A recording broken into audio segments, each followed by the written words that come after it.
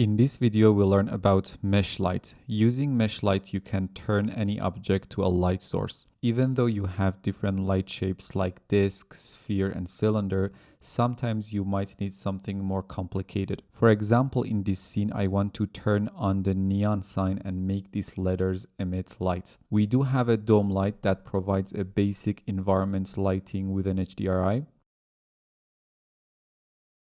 We have this geometry called neon and we want to turn it into a light source. Let's start the IPR, add an area light, change its shape type to mesh. Let's also rename the light to RS mesh light so we know what we have. The first thing we need to do is to define the object that we want it to be the light source. You can define a geometry in this mesh field, drag and drop this neon geometry, and the next step would be to make sure the light is actually visible, and to do that, turn this visible option on. And here is our neon sign. Using intensity and exposure values, you can control the amount of emitted light. In this case, let's set the intensity to around 5. And that's all there is to it really. You can define any color for the mesh light using the color picker here as we learned in the previous lesson. So let's try a few colors here. Let's go for this vibrant pink and increase the intensity to around 7.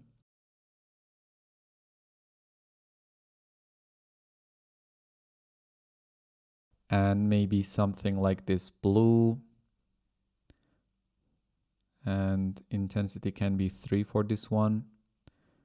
Obviously, the color and the intensity values will multiply each other, so you need to take that into consideration. And finally, let's try this orange color with intensity set to around 4.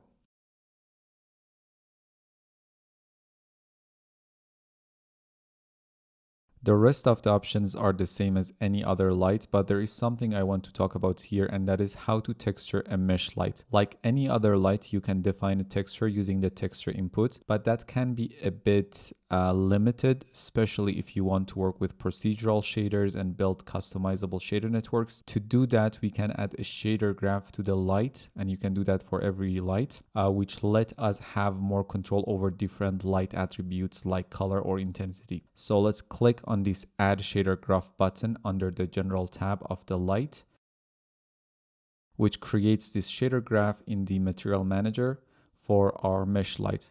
You can double click on the material to open it up, or right from the mesh light, click on this Edit Shader Graph button, and here is our mesh light shader graph. We want to keep it simple as we haven't talked about materials and shader graphs yet. So let's add a simple Cinema 4D noise.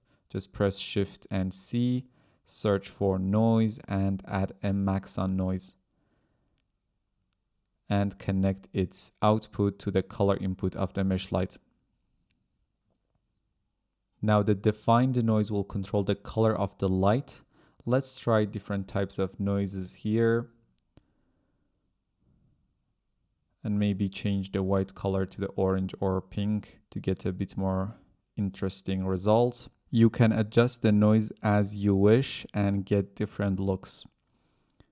And obviously this can get way more complex, but we're just trying to keep it as simple as possible for now. So let's close the shader graph and just use this Remove Shader Graph button to get back to where we were. Instead of using mesh light, you can take another approach, and that is to assign a redshift light material or incandescent material to the geometry that you want them to be light sources. For now, let's disable the mesh light, and in the Material Manager, add a new redshift incandescent material and assign it to the neon sign. And now if I open up the material, I can control the color and the intensity of the light source.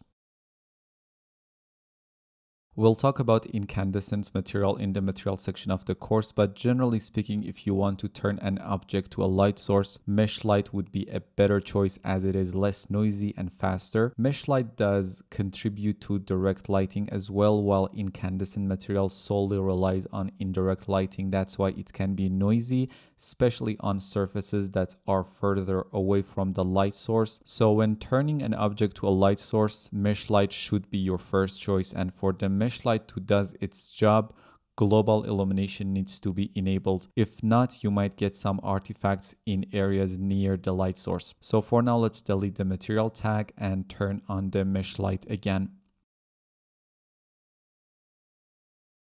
When you have a light source directly visible in your camera view, it would be nice to be able to add some bloom effect for a more realistic look and to fight off some of the inevitable anti-aliasing issues that rise from the contrast between the light source pixels and the regular pixels. To do that, click on this cog icon at the top right corner of the render view, and under the display tab, enable bloom and open up its settings. You can obviously just play around with the values until you get what you like. Bloom softness, let's set it to around 0.2, intensity 2.5, and threshold of about 10. It's flexible. You can obviously adjust these values depending on your scene, and these would result in a nice bloomy hazy look. Okay, that's a very cool render. The wall geometry down here has a concrete shader assigned to it as well. Let's make that visible over our wood shader. And this could be a nice look too.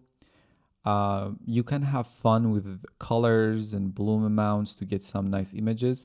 I'll work on a few looks when the lesson is done and save it with the finished version of this scene, which you can find it in your project files, and the final renders will be available in the renders folder of your project files as well. So that's about Redshift Mesh Light. See you in the next one.